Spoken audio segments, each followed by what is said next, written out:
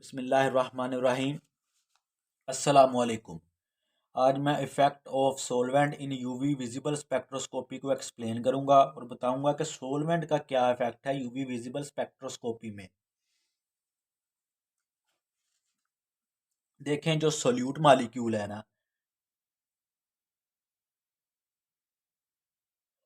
यानी कि वो मालिक्यूल जिनको आप, या वो जो सैंपल सोल्यूट है, ठीक है, जिसको आप एनालाइज करना चाहते हैं, ठीक है, इसको आप एनालाइज करना चाहते हैं, वो आपको कम क्वांटिटी में, कम कंसंट्रेशन में चाहिए, इसलिए उसे किसी सोलवेंट में कम मकदार में डिज़ोल्व कराया जाता है और सॉल्यूशन जो हो वो डिल्यूटेड हो, कंसंट्रेटेड ना हो, इसलिए तो सोलवेंट की ज़रूरत पड़ती है।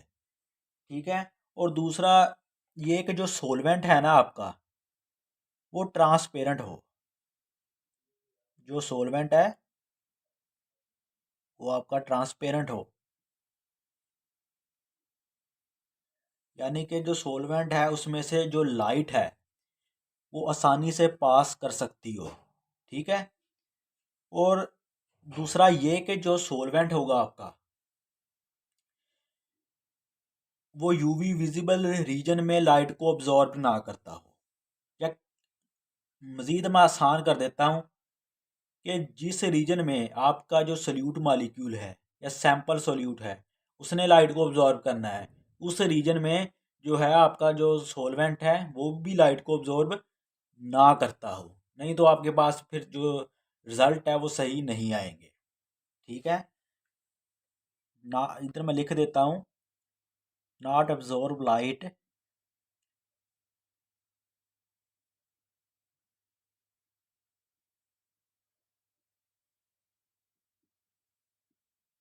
इन यूवी विजिबल रीजन।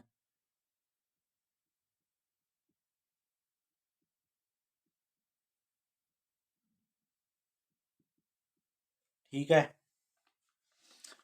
अब 95% तक ना, 95% तक जो एथानॉल है, ठीक है, इसका फार्मूला है जी C2H5OH। ठीक है। और हेक्सेन, इसे इन्हें जो है 95% तक यूज़ किया जाता है। ठीक है। और वाटर को भी यूज़ किया जाता है। ठीक है। एथानॉल जो होती है ये जो वो शराब है जो पी जाती है, ठीक है, एक जहरीली शराब भी होती है जिसे मेथानॉल कहा जाता है।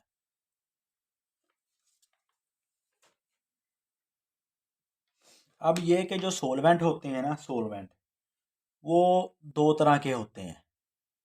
ठीक है। जो सोलवेंट है जी दो तरह के होते हैं।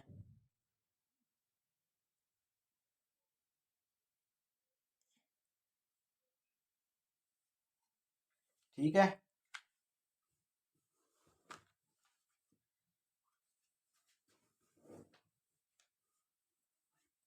सोलवेंट जो होते हैं जी दो तरह के होते हैं, एक होता है जी पोलर सोलवेंट और दूसरा होता है जी non polar solvent.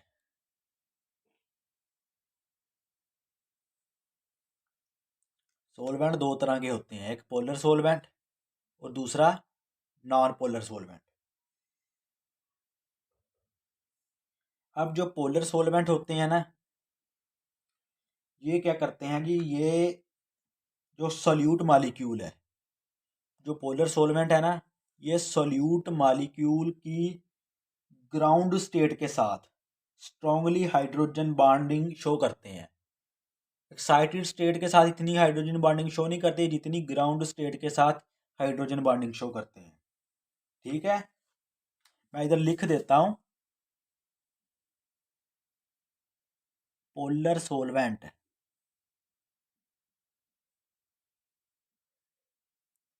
Show strong hydrogen bonding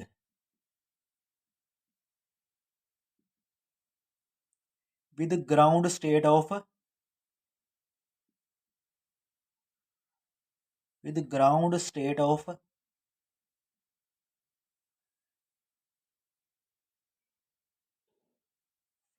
with the ground state of solute molecule।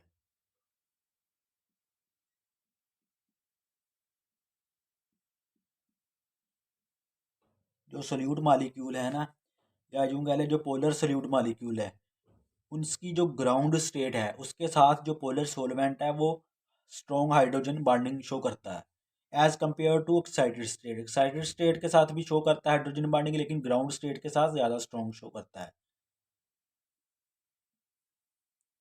As compared to excited state.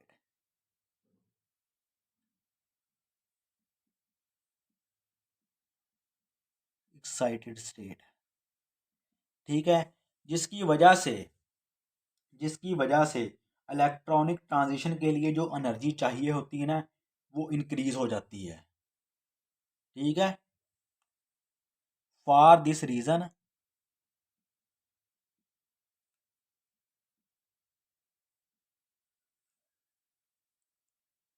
The energy required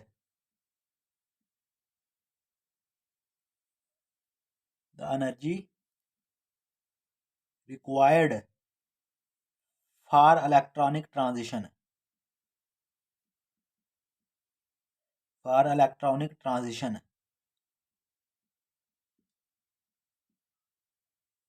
increases.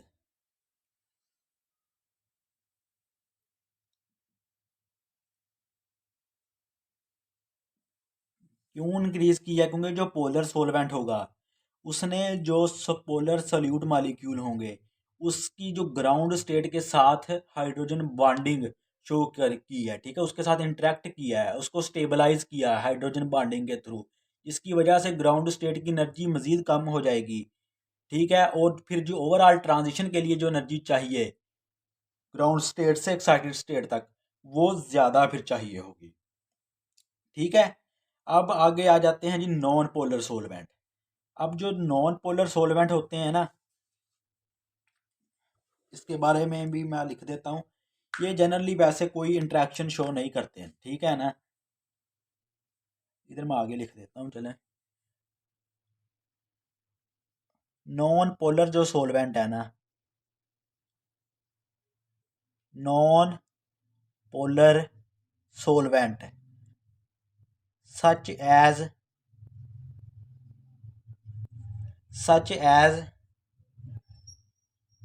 Saturated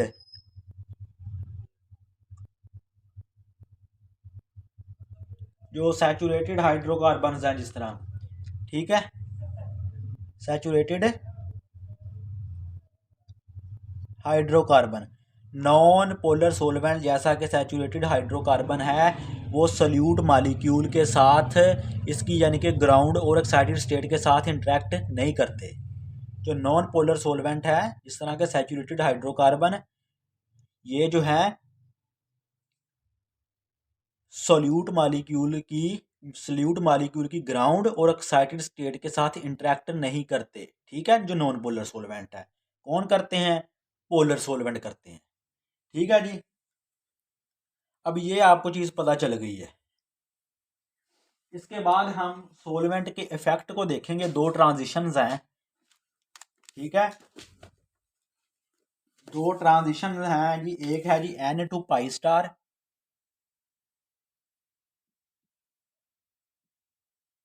और दूसरी ट्रांजिशन है पाई टू पाई स्टार। इन transition में हम सोलवेंट के effect को देखेंगे। सबसे पहली ट्रांजिशन है जी N to pi star transition.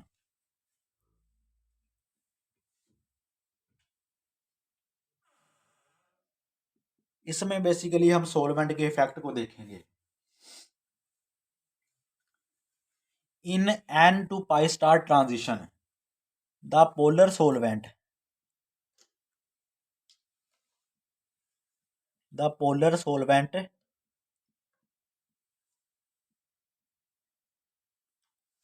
form hydrogen bond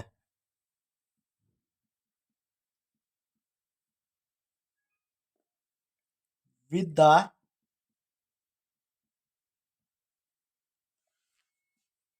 ground state of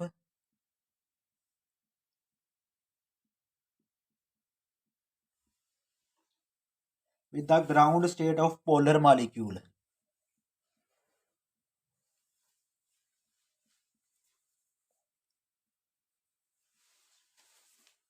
Molecule more readily than with their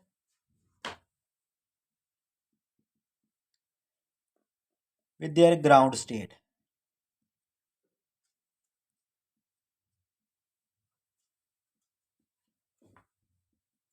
ये क्या बात हुई जी N2 पाई स्टार ट्रांजिशन में जो पोलर सोलवेंट है ये हाइड्रोजन बॉन्ड बनाता है किसके साथ, पोलर सोल्यूट मॉलिक्यूल की ग्राउंड स्टेट के साथ, more readily than with their ground state, sorry more readily with their excited state, इधर एक्साइटेड आना है,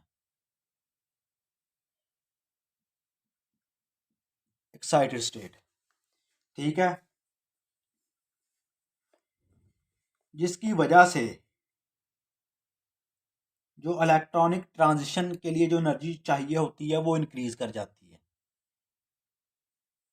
ठीक है, जिसकी वजह से इलेक्ट्रॉनिक ट्रांजिशन के लिए जो एनर्जी चाहिए होती है वो इंक्रीज कर जाती है, जो एनर्जी चाहिए होगी इलेक्ट्रॉनिक ट्रांजिशन के लिए वो क्या होती है जी, वो इंक्रीज कर जाती है, ठीक है, ठीक है। मैं मिसाल आपको देता हूँ, ये जी हमारे पास एक ग्राफ है,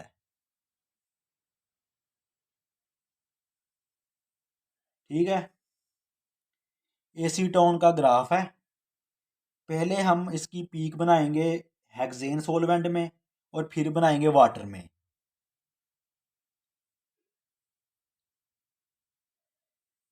ठीक है, ये हेक्सेन में जब सोलवेंट हेक्सेन होगा उस वक्त जो लैम्डा मैक्सिमम होगी वो 278 नैनोमीटर होगी, ठीक है, और जब वाटर सोलवेंट होगा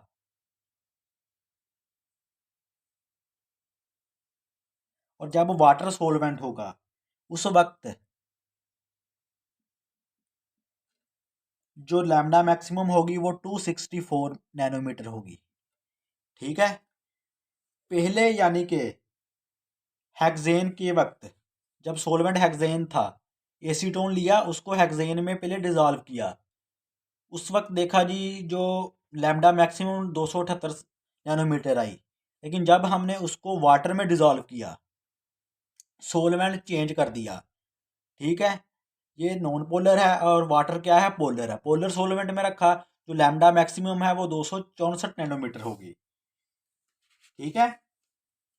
अब ये ग्राफ ये शो करता है, that graph shows that the absorption maximum of acetone in hexane appear at 278 nanometre which in water is shifted to 264 nanometre with a blue shift of 15 nanometre. तो ये कौन सी shift है, क्योंकि 15 नैनोमीटर का फर्क पड़ा है ना, 15 नैनोमीटर की लाइट की अब्जॉर्बिशन कम उसने वेवलेंथ पर की है, तो ये जो शिफ्ट होगी ये ब्लू शिफ्ट होगी with the blue shift of 15 nanometre. मैं इधर लिख देता हूँ,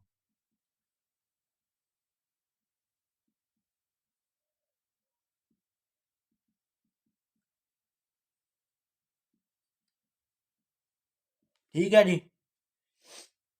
अब ज़रा हम ट्रांजिशन की बात कर लेते हैं, पाई टू पाई स्टार ट्रांजिशन की।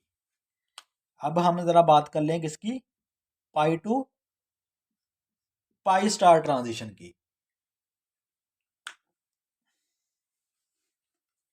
अब पाई टू पाई स्टार ट्रांजिशन में जो एक्साइटेड स्टेट होती है, pi to pi star transition में ये वाली जो एक्साइटेड स्टेट है,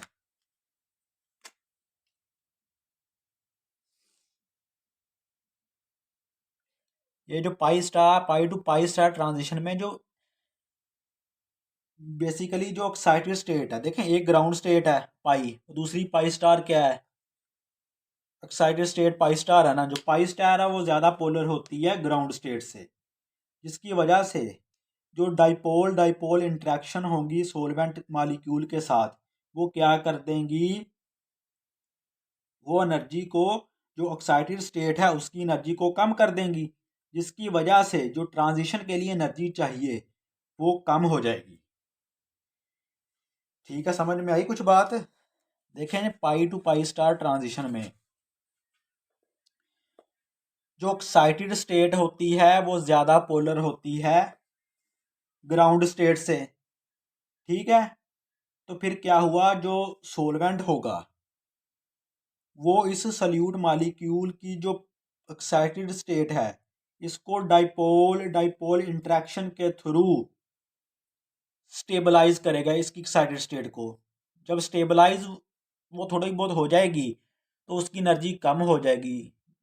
जो चीज़ जितनी ज़्यादा स्टेबल होती है उसकी एनर्जी भी उतनी ही कम होती है। एक्साइटेड स्टेट यहाँ पर स्टेबलाइज होगी तो फिर इसकी एनर्जी भी एक्साइटेड स्टेट की कम हो जाएगी, और फिर ग्राउंड स्टेट से जो एक्साइटेड स्टेट तक जाने के लिए जो एनर्जी चाहिए वो भी कम हो जाएगी। क्यों? क्योंकि एक ग्राउंड स्टेट है, देखें ये देखें जी, एक ग्राउंड स्टेट है, एक इधर एक्साइटेड स्टेट है। पाई क्या है? ग्राउंड स्टेट है। पाई स्टार क्या है? एक्साइटेड स्टेट है। अब ये जो पाई स्टार है ये ज़्यादा पोलर है as compare to ground state. ठीक है, अब जो सोलवेंट होगा वो सोल्यूट मालिक्यूल की एक्साइटेड स्टेट को डाइपोल डाइपोल इंटरेक्शन के थ्रू स्टेबलाइज करेगा। ठीक है, in case of pi to pi star transition the excited state are more polar than the ground state and the dipole dipole interaction with solvent molecule lower the energy of the excited state more than that of the ground state. Therefore, a polar solvent decrease the energy of pi to pi star transition। ठीक है जी, ये पता चल गया ना आपको।